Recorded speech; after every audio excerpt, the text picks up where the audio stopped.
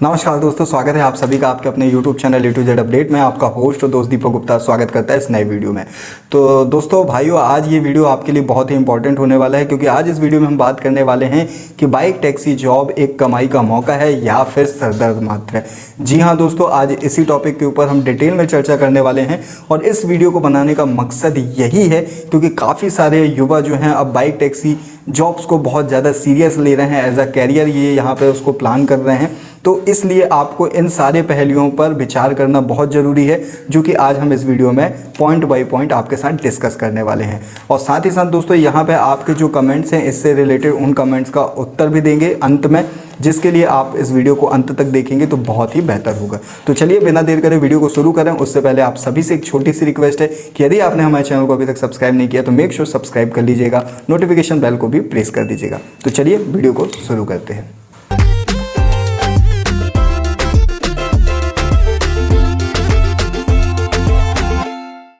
तो दोस्तों, जैसा कि मैंने स्टार्टिंग में कहा, ओला, उबर, रैपिडो, बाइक टैक्सी जॉब जितने भी हैं वो यहाँ पे कमाई का एक अच्छा अवसर है या फिर सरदर्दी मात्र है। इस काम को करना चाहिए या नहीं करना चाहिए और किन किन मुद्दों के आधार पर आप डिसीजन ले सकते हैं, निष्कर्ष निकाल सकते हैं इस काम के प्रति, वो सारी चीज़ों की बात हम इस वीडियो में करने वाले हैं पॉइंट वाइज पॉइंट।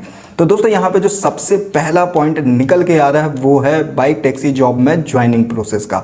जी हाँ दोस्तों, आज से कुछ समय पहले ज्वाइनिंग काफ़ी आसान थी, किसी का भी एप्लीकेशन रिजेक्ट नहीं होता था। लेकिन यदि आपने रिसेंटली ओला ज्वाइन करने का प्रयास किया हो या फिर आप उबर में ज्वाइन करने का कोशिश कर रहे हैं या फिर रैपिडो ज्वाइन कर रहे हैं, तो आप देखेंगे वहाँ पे बिल्कुल हैजल फ्री जो है आपका एप्लीकेशन अप्रूव्ड नहीं हो रहा है, काफ़ी सारी समस्या आ रही हैं। ओला में तो दोस्तों ये मान लीजिए कि 100 में से लगभग 70 लोगों के एप्लीकेशन पेंडिंग है, कारण ये बोल के कि ईमेल वेरिफिकेशन नहीं हो पा रहा है या फिर आप एग्जिस्टिंग कैप्टन हो ओला के साथ या कभी आपने इससे पहले ऑलरेडी कैप्टन के लिए अप्लाई किया था। इस तरीके से जब एप्लीकेशन रिजेक्ट हो रहे हैं, इसकी जो सबसे बड़ी वजह है वो ये है कि यहाँ पर हर कंपनी के पास आज के समय में कैप्टन्स की तादाद बहुत ज़्यादा है।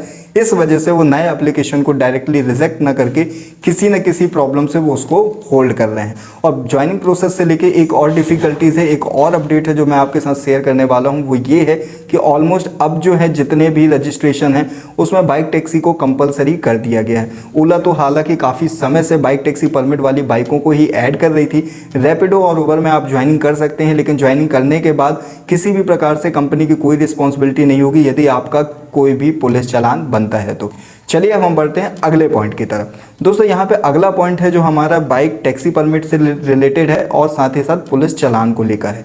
और यहाँ पे एक प्रश्न और मैं ऐड करना चाहूँगा। काफ़ी सारे भाइयों का ये कहना है कि बाइक टैक्सी जॉब क्या इलीगल है, और यदि इलीगल नहीं है तो फिर हमें इसे कैसे किस रूप में लेना पड़ेगा। तो दोस्तों, सबसे पहले हम बात करें बाइक टैक्सी परमिट की, तो जी हाँ दोस्तों, बाइक टैक्सी परमिट एक ऐसा प्रावधान है जिसके जरिए आप अपनी पर्सनल बाइक का कमर्शियली यूज़ कर सकते हैं और उस तरीके से फिर आप लीगली ऑल ओवर इंडिया में काम कर सकते हैं। इसके साथ रिलेटेड एक और कमेंट है जो काफ़ी लोगों द्वारा पूछा जा रहा है कि सर, यदि हमारी बाइक जो है वो राजस्थान की है या फिर एमपी की है या फिर किसी अदर स्टेट की है, तो क्या हम दूसरी स्टेट में काम कर सकते हैं या नहीं कर सकते।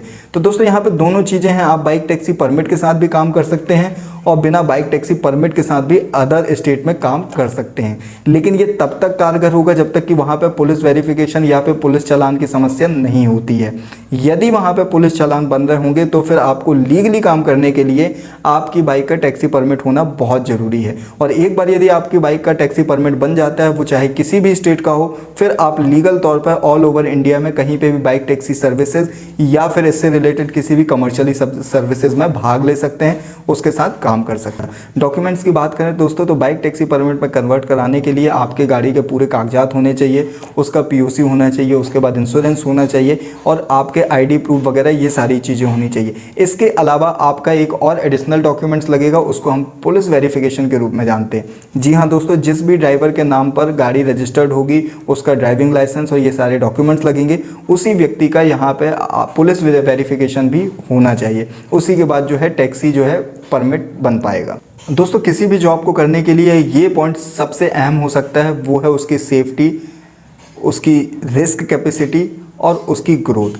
इसी बात के आधार पर हम बात करेंगे कि बाइक टैक्सी जॉब में रिस्क कितनी है, सेफ्टी क्या है और यहाँ पे ग्रोथ कितनी है। सबसे पहले हम यहाँ पे सेफ्टी की बात करें तो दोस्तों बाइक टैक्सी जॉब में या बाइक रिलेटेड किसी भी जॉब में सेफ्टी ना के बराबर है, क्योंकि जब आप दिन भर रोड पे रहेंगे, रोड असिस्टेंस पे रहेंगे, तो आपके साथ एक्सीडेंट होने के चांसेस बढ़ जाते हैं। मतलब कि 100% रिस्क है इस काम के लिए।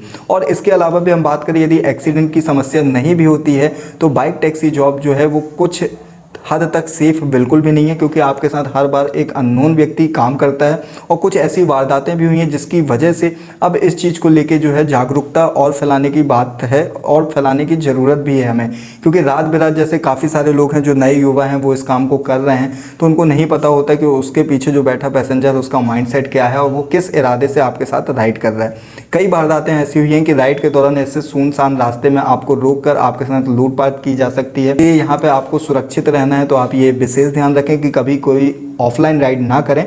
साथ ही साथ आप किसी भी ऐसे एरिया पे ना जाएं जो कि आपसे बिल्कुल अनभिज्ञ है, जिसके बारे में आप नहीं जानते। तीसरी चीज़, यदि लेट नाइट आप बाइक टैक्सी जॉब कर रहे हैं तो इस चीज़ को अवॉइड करें जब तक कि आपको अच्छा खासा एक्सपीरियंस ना हो जाए। चलिए हम बढ़ते हैं अगले पॉइंट की तरफ, अर्निंग। जी हाँ दोस्तों, किसी भी काम को करने या ना करने के पीछे जो मोटिव होता है वो अर्निंग का होता है। और बाइक टैक्सी जॉब की अर्निंग को भी लेके काफ़ी सारा भ्रम जो है आज के समय में फैलाया जा रहा है, जिससे बहुत सारे युवा जो हैं वो मोटिवेट होकर इसको एज अ अच्छे कैरियर के रूप में ले रहे हैं, पसंद कर रहे हैं। काफ़ी महंगी महंगी गाड़ियाँ खरीद लेते हैं, काफ़ी महंगी गाड़ियाँ खरीदने के बाद राइडिंग गियर्स वगैरह ले लेते हैं, ये सोच के कि इससे हम दिन का 1000, 2000, 1500 रुपये तक कमा सकते हैं। तो दोस्तों यहाँ पर मैं बता दूँ कि इस तरीके की अर्निंग एक समय पर पहले हुआ करती थी, जब आप दिन का 3-3 हज़ार रुपये भी कमाया जा सकता था। लेकिन आज के डेट की बात करें तो आज की डेट में इतनी कमाई कर पाना बहुत ही मुश्किल हो गया। कभी कभार की बात हम छोड़ दें तो वो बात अलग है। अब यहाँ पे मैं अर्निंग को भी 3 कैटेगरी में डिवाइड करूँगा, क्योंकि कोई भी बाइक टैक्सी जॉब में अर्निंग हमें 3 तरीके से होती है।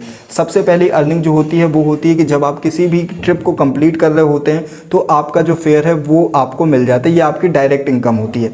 इसके अलावा जो इनडायरेक्ट अर्निंग है वो इंसेंटिव के रूप में होती है, जिसमें आप यदि कोई टारगेट मिलता है आपको कि 5 राइड पे 50 रुपये है, 7 राइड पे 70 रुपये है, 10 राइड पे 120 रुपये, तो इस तरीके से जो डे एंड में आपकी अर्निंग होगी इंसेंटिव के रूप में, बोनस के रूप में, वो आपकी दूसरी इनकम हो सकती है। और तीसरी इनकम की बात करें दोस्तों तो तीसरी इनकम है रेफरल बोनस की।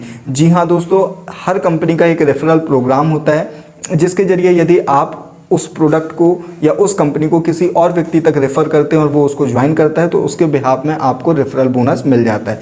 जैसे कि मैं भी ओला, उबर, रैपिडो, ओला का तो यहाँ पे रेफरल प्रोग्राम कोई भी है नहीं, रैपिडो का काम नहीं करता है क्योंकि वो जिस सिटी से मैं बिलोंग करता हूँ सिर्फ वहीं के रेफरल को काउंट करेगा।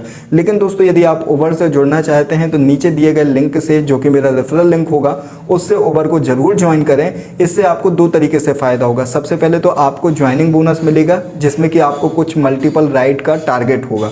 दूसरा जो बोनस होगा वो मेरी तरफ से होगा, क्योंकि आपको ज्वाइन कराने पे मुझे भी कुछ बोनस मिलेगा, रिवॉर्ड मिलेगा, जिसका 50% डायरेक्टली मैं आपको पे कर दूंगा जैसे ही आप राइड कंप्लीट करते हो। ये मेरी तरफ से आपके लिए छोटा सा उपहार रहेगा, क्योंकि आप लोग इतना सपोर्ट कर रहे हैं मुझे, इतना तहे दिल से वीडियोस को प्यार करते हैं, इसलिए।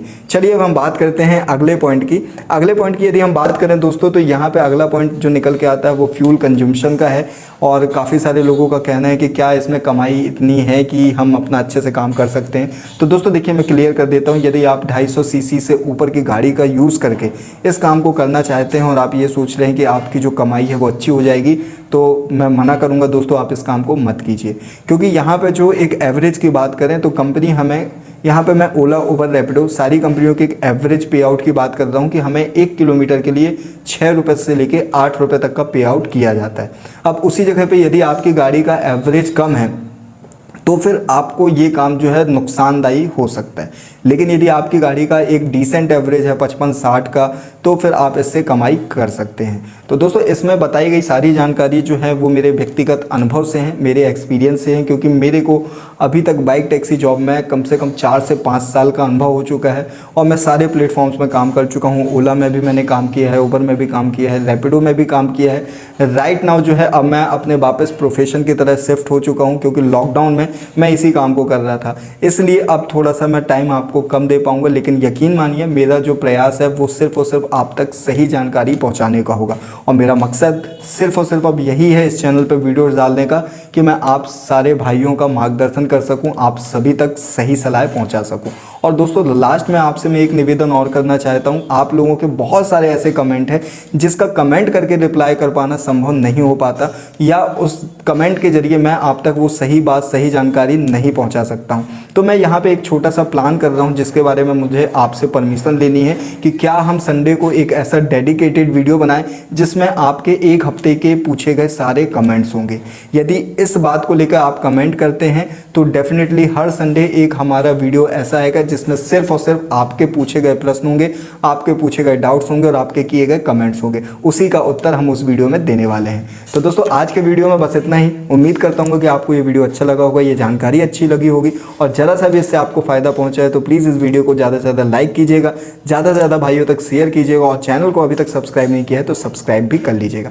मिलते हैं अगले वीडियो में किसी और अच्छे टॉपिक के साथ। तब तक के लिए जय हिंद, जय भारत, वंदे मातरम।